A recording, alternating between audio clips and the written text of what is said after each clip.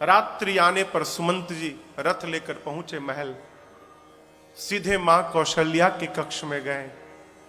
जाकर महाराज दशरथ को देखा, ऐसा लगा मानो किसी ने चंद्रमा से उसके अमृत को निचोड़कर और चंद्रमा को आकाश से उठाकर धरा पर पटक दिया। मलिन वस्त्र पहनकर महाराज धरा पर लेटे हैं, अचेतन अवस्था में।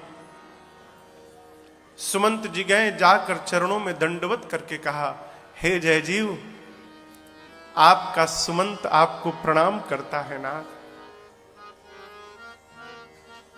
जैसे सुमंत शब्द कानों में आया हो, मानो प्राण आ गया।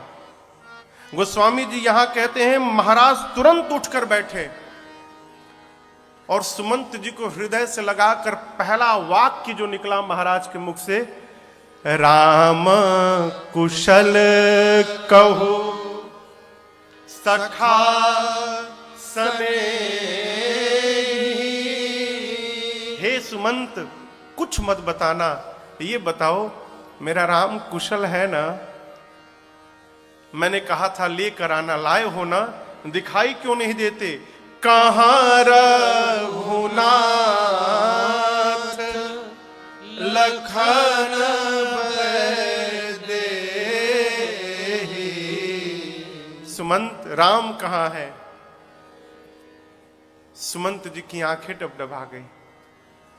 महाराज बोले, सुमंत मौन मत रहो, शीघ्र उत्तर दो, राम को लाए हो ना? नहीं तो मेरा प्राण निकल जाएगा। सुमंत,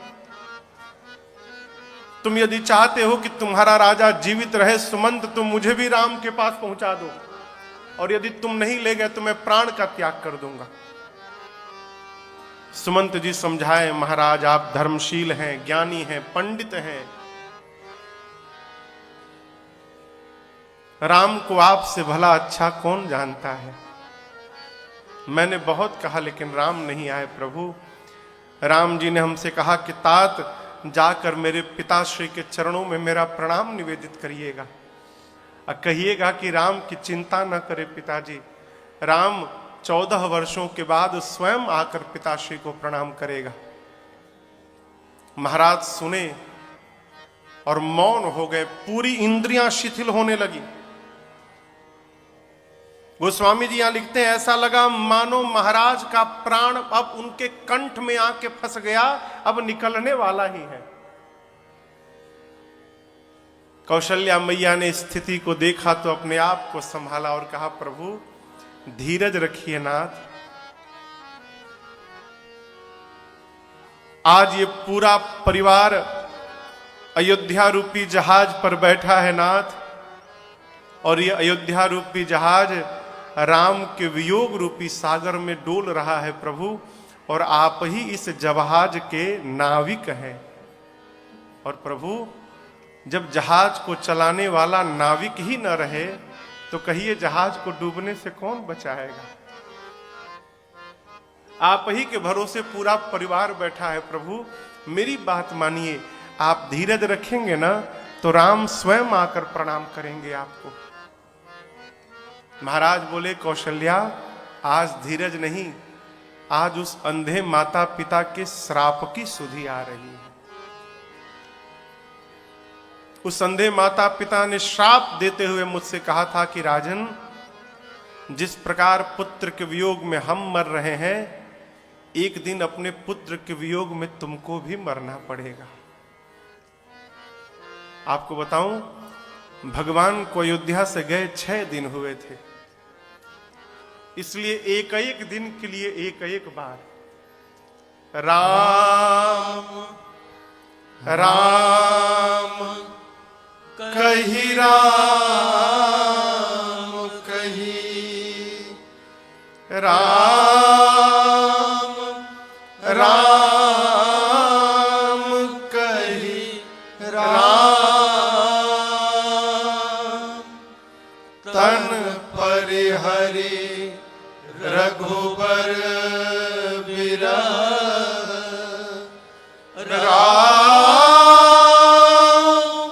गया सुरधाम।